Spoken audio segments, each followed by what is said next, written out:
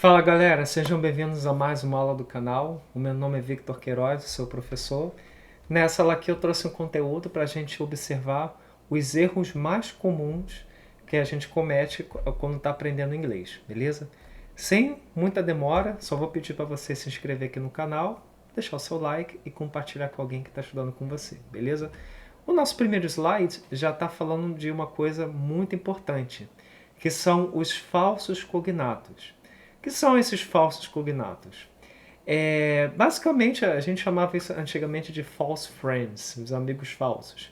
Por quê? São palavras que parecem ser uma coisa, mas têm significados diferentes, tá? Os erros mais comuns que a gente costuma cometer em inglês é utilizar o falso cognato achando que é parecido com o português. Por exemplo, a palavra transparent não é uma palavra falsa cognata, mas se você olha assim, transparent, caramba, parece transparente. E realmente é. Então é um tipo de, digamos assim, atalho que a gente consegue observar na palavra uma certa semelhança com o nosso idioma e que não acontece com falso cognato. Como, por exemplo, actual não é atual e actually não é atualmente. Actual, na verdade, significa verdadeiro, de fato, e actually, verdadeiramente, na verdade. Não tem nada a ver com atualmente ou atual. Ou seja, são esses pequenos casos que costumam ser muito comuns no nosso caminho de aprendizado. E, Vitor, qual é a melhor forma de lembrar desses falsos cognatos e não esquecê-los? Utilizar o contexto, produzir alguma frase, colocar alguma coisa ali para escrever. Então a gente usa a palavra e a gente esquece menos, tá? A próxima são os erros em preposições, tá? Como in, on, at, são extremamente comuns de se acontecer, tá? Normalmente, inclusive tem uma aula de in, on, at, eu vou deixar o link aqui em algum lugar aqui no vídeo, você clica, você assiste. In, on, at são preposições básicas, digamos assim, as mais comuns que costumam aparecer, tem outras, mas in, on, at são muito comuns. Tanto que elas são as primeiras que são apresentadas para os estudantes nos níveis mais básicos. E basicamente o in tem uma ideia mais assim de dentro, on, superfície ou ligado, e o at é um ponto de referência, ou por exemplo, um endereço, tá? E horas.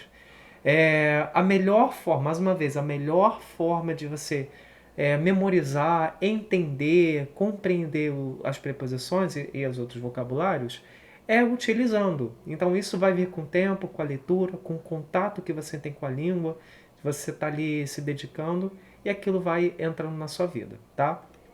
A próxima agora a gente tem sobre confundir tempos verbais.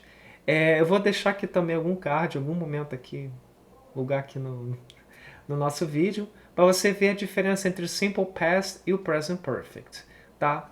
Esse, entre outros, né? Mas esses dois são muito comuns. Porque a gente começa a aprender o Simple Past e a gente vê, tá falando do passado. E quando começa a ver o Present Perfect, Present Perfect também está falando do passado.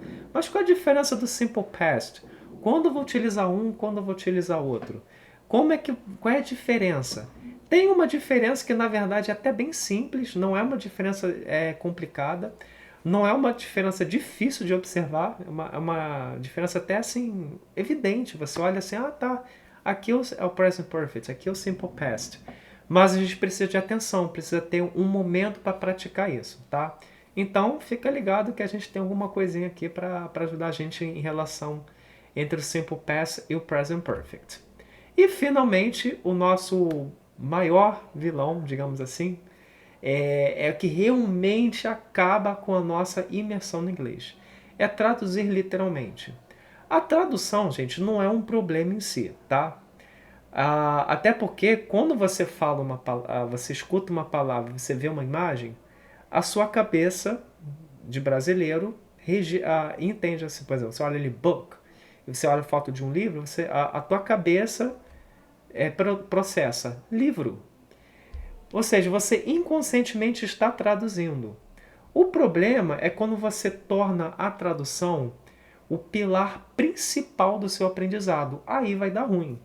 Tradução acontece. Por exemplo, você olha assim uma palavra assim, nevertheless. Caramba, o que significa nevertheless? E às vezes você vai ver exemplos de nevertheless. E assim, cara, eu não tô entendendo o que é isso. Você bota uma tradução. Entendi o que significa. Uma conjunção, subordinativa e tal. Você vai ver lá o significado dela. Ou então, por exemplo, você bota ali, ou, por exemplo, a palavra que está aqui, within. Eu tô procurando aqui a definição, um exemplo de within. Não tô entendendo o que é within. É dentro, interior, né? Interno, alguma coisa within. Você dá uma tradução, algo pontual, tá?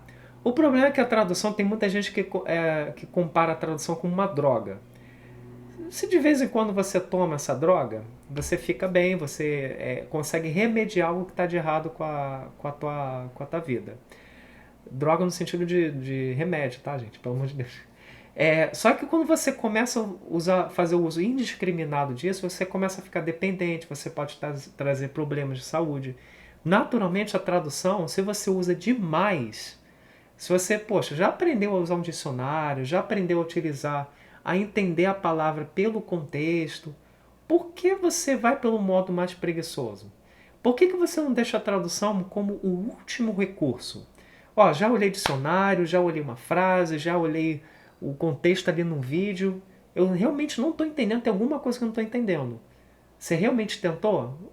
Beleza, olha ali a tradução. Não é crime, gente. Até porque na época que eu estudei, quando eu tinha muita dúvida, eu olhava o dicionário, isso não me atrapalhou. Agora, isso não pode ser o pilar principal do seu aprendizado. Isso aqui é uma ajuda pontual, um remédio que você toma para uma emergência. Não é o seu estilo de vida, tá? E principalmente porque nem sempre dá para traduzir palavra por palavra. Às vezes dá certo, só que às vezes também não dá.